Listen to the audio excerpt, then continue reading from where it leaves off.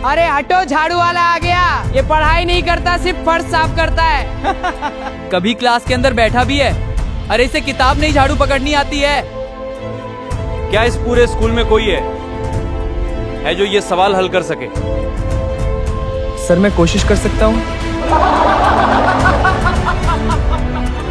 खामोश!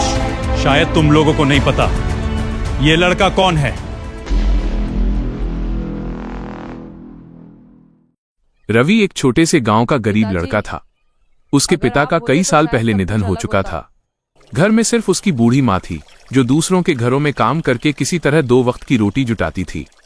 रवि पढ़ना चाहता था, बहुत पढ़ना चाहता था, लेकिन गरीबी ने उसके सपनों के सामने एक ऊंची दीवार खड़ी कर दी थी। जब वो 10वीं में था, तब माँ बीमार पड़ गई। घर चलाने के लिए रवि को पढ़ाई छोड़नी पड़ी। गांव के एक निजी स्कूल में उसे सफाई कर्मचारी की नौकरी मिल गई। सुबह 5 बजे उठकर वो स्कूल के मैदान की सफाई करता, क्लासरूम साफ करता, बेंचें पोंछता और बाथरूम धोता। महीने के सिर्फ 5,000 रुपए मिलते थे, लेकिन रवि ने एक चीज कभी नहीं छोड़ी, गणित से प्यार। जब भी उसे मौका मिलता, वो पुरानी किताबें पढ़ता। स्कूल के कबाड़ में फेंकी गई गणित की किताबें वो घर ले जाता। रात को लालटेन की रोशनी में घंटों सवाल हल करता। उसे लगता था जैसे संख्याएं उससे बातें करती हों। लेकिन स्कूल में कोई उसकी कद्र नहीं करता था। छात्र उसे झाड़ू वाला कहकर बुलाते थे। कुछ बच्चे जानबूझकर कागज फेंक देते और हंसते हुए कहते, अरे रवि भैया, आपका काम बढ़ा रहे हैं। पूरी क्लास ठहाके लगाने लगती। रवि बस मुस्कुरा देता। उसे दर्द तो होता था, लेकिन वो चुप रहता। उसे विश्वास था कि एक दिन मेहनत जरूर रंग लाएगी। एक दिन स्कूल में नए गणित शिक्षक आए। उनका नाम था प्रोफेसर अरविंद शर्मा। वे देश के जाने माने गणितज्ञ रह चुके थे। उनकी सख्ती और ज्ञान दोनों की चर्चा पूरे जिले में थी। पहले ही दिन उन्होंने 12वीं की क्लास में प्रवेश किया। उन्होंने बोर्ड पर एक बेहद कठिन गणितीय प्रश्न लिखा। पूरा क्लासरूम शांत हो गया। शर्मा सर बोले, जो छात्र ये सवाल हल कर देगा, मैं उसे अपना सबसे होनहार विद्यार्थी मानूंगा। सभी छात्र कॉपी लेकर बैठ गए। 1 घंटे तक कोशिश चलती रही, लेकिन कोई भी सवाल हल नहीं कर पाया। स्कूल के सबसे तेज छात्र भी हार मान चुके थे। शर्मा सर के चेहरे पर निराशा साफ दिखाई दे रही थी। उसी समय रवि क्लास के बाहर फर्श साफ कर रहा था। झाड़ू लगाते लगाते उसकी नजर बोर्ड पर लिखे प्रश्न पर पड़ी। उसने एक बार देखा, फिर दोबारा देखा। उसकी आंखों में चमक आ गई। उसे सवाल का हल समझ आ चुका था, लेकिन वो चुप रहा। वो जानता था कि अगर उसने कुछ कहा तो लोग उसका मजाक उड़ाएंगे। तभी शर्मा सर बोले, क्या इस पूरे स्कूल में कोई ऐसा नहीं है जो यह प्रश्न हल कर सके? पूरा कमरा खामोश था। अचानक पीछे से एक धीमी आवाज आई, सर, मैं कोशिश कर सकता हूँ। सबने मुड़कर देखा। दरवाजे पर झाड़ू पकड़े रवि खड़ा था। एक पल के लिए सन्नाटा छा गया। फिर पूरी क्लास हंस पड़ी। अरे झाड़ू वाला सवाल हल करेगा। सर, इसे पहले जोड़ घटाना तो सीखने दीजिए। कुछ छात्रों ने ताली बजानी शुरू कर दी। रवि का चेहरा लाल पड़ गया। वो वापस जाने ही वाला था, लेकिन तभी शर्मा सर की आवाज गूंजी, खामोश। पूरी क्लास शांत हो गई। शर्मा सर ने रवि की तरफ देखा। आओ बेटा, कोशिश करने का हक सबको है। रवि धीरे धीरे बोर्ड के पास पहुंचा। उसके हाथ कांप रहे थे। पूरा स्कूल मानो उसकी तरफ देख रहा था। उसने चौक उठाई, कुछ सेकंड बोर्ड को देखा, फिर लिखना शुरू किया।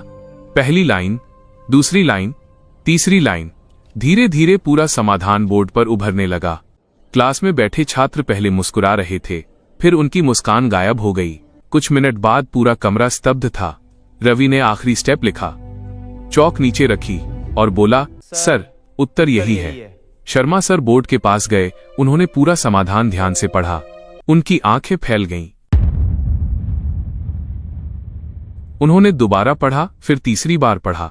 क्लास की धड़कनें बढ़ने लगीं। अचानक शर्मा सर की आंखों में नमी आ गई। उन्होंने रवि के कंधे पर हाथ रखा और कहा, बेटा, यह उत्तर सिर्फ सही नहीं है, यह सबसे सुंदर समाधान है जो मैंने आज तक देखा है। पूरा क्लासरूम सन्न रह गया। जिन छात्रों ने उसका मजाक उड़ाया था, उनके चेहरे उतर गए। किसी को यकीन नहीं हो रहा था, एक सफाई कर्मचारी इतना कठिन प्रश्न हल कर सकता है। शर्मा सर ने पूछा, तुमने गणित कहाँ से सीखी? रवि ने सिर झुकाकर कहा, सर, पुरानी किताबों से। कौन पढ़ाता है तुम्हें? कोई नहीं सर। ये सुनते ही शर्मा सर की आंखें भर आईं। उन्हें समझ आ गया कि उनके सामने कोई साधारण लड़का नहीं खड़ा था। उस दिन के बाद सब कुछ बदलने लगा। शर्मा सर ने रवि की पढ़ाई की जिम्मेदारी अपने रवि ऊपर ले जैसे छात्रों को मौका ली। मिलना उन्होंने चाहिए। स्कूल उसकी प्रबंधन पढ़ाई से किसी बात भी हालत की। में नहीं रुकनी चाहिए। रवि का दोबारा दाखिला कराया गया, उसे छात्रवृत्ति दिलाई। स्कूल के रवि, ये वही सवाल छात्र समझ नहीं जो आ रहा, कभी क्या उसका तुम समझा मजाक सकते हो? उड़ाते थे, हाँ, पहले अब step उससे समझो, गणित फिर पूरा सीखने सवाल आने आसान लगे। हो जाएगा। लेकिन कहानी यहीं खत्म नहीं हुई। कुछ लोगों को रवि की सफलता पसंद नहीं आई।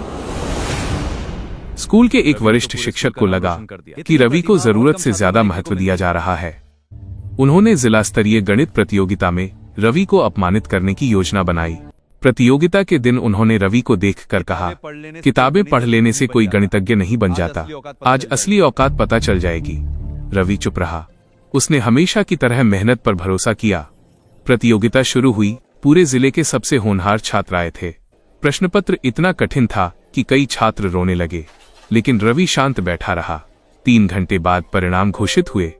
पूरे हॉल में सन्नाटा छा गया। पहला स्थान रवि कुमार। और रवि कुमार ने पिछले इतना ही नहीं, उसने पिछले 10 वर्षों का रिकॉर्ड भी तोड़ दिया था। पूरा हॉल तालियों से गूंज उठा। शर्मा सर की आंखों से आंसू बहने लगे। उन्हें अपने शिष्य पर गर्व था। इसके बाद रवि ने कभी पीछे मुड़कर नहीं देखा। उसने राष्ट्रीय स्तर की परीक्षाएं पास की, देश के प्रतिष्ठित विश्वविद्यालय में प्रवेश पाया।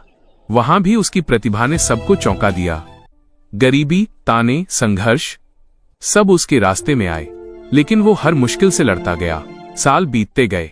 एक दिन वही रवि देश के सबसे प्रतिष्ठित विश्वविद्यालयों में से एक में गणित का प्रोफेसर बन गया। उसके शोध पत्र अंतर्राष्ट्रीय पत्रिकाओं में प्रकाशित होने लगे। विदेशों से उसे व्याख्यान देने के निमंत्रण आने लगे। लोग उसे मैथ्स का जादूगर कहने लगे। लेकिन सफलता के शिखर पर पहुंचकर भी उसने अपनी जड़ें नहीं भूली। एक दिन उसे उसी स्कूल में मुख्य अतिथि के रूप में बुलाया गया। वह स्कूल जहां कभी वो झाड़ू लगाया करता था। जब उसकी गाड़ी स्कूल के गेट पर रुकी तो पूरा स्टाफ स्वागत के लिए खड़ा था। छात्र फूल बरसा रहे थे। प्रधानाचार्य ने मंच पर उसका परिचय देते हुए कहा, आज हमें गर्व है कि इसी स्कूल का एक पूर्व सफाई कर्मचारी दुनिया के महान गणितज्ञों में गिना जाता है। तालियों की गड़गड़ाहट गूंज उठी। रवि मंच पर पहुंचा। उसकी नजर स्कूल के पुराने बरामदे पर गई। उसे वो दिन याद आया जब लोग उसे झाड़ू वाला कहकर हंसते थे। उसकी आंखें नम हो गईं। उसने माइक उठाया और कहा, दोस्तों, अगर किसी इंसान की जेब खाली हो तो इसका मतलब ये नहीं कि उसका दिमाग भी खाली है। पूरा हॉल शांत हो गया। रवि आगे बोला, कभी किसी का मजाक मत उड़ाना, क्योंकि हो सकता है जिस इंसान को तुम आज कमजोर समझ रहे हो, कल वही तुम्हारी प्रेरणा बन जाए। सैकड़ों छात्रों की आंखें नम थीं। शर्मा सर पहली पंक्ति में बैठे मुस्कुरा रहे थे। रवि मंच से नीचे उतरा और सबसे पहले जाकर अपने गुरु के चरण छू लिए, क्योंकि वह जानता था उस दिन अगर एक शिक्षक ने उस पर भरोसा न किया होता तो शायद दुनिया कभी उसकी प्रतिभा को पहचान ही नहीं पाती। दोस्तों, प्रतिभा अमीरी गरीबी नहीं देखती। मौका मिलने पर वो हर दीवार तोड़ देती है। इसलिए कभी खुद को छोटा मत समझो। मेहनत करते रहो, क्योंकि आपकी कहानी का सबसे अच्छा अध्याय शायद अभी लिखा जाना बाकी है।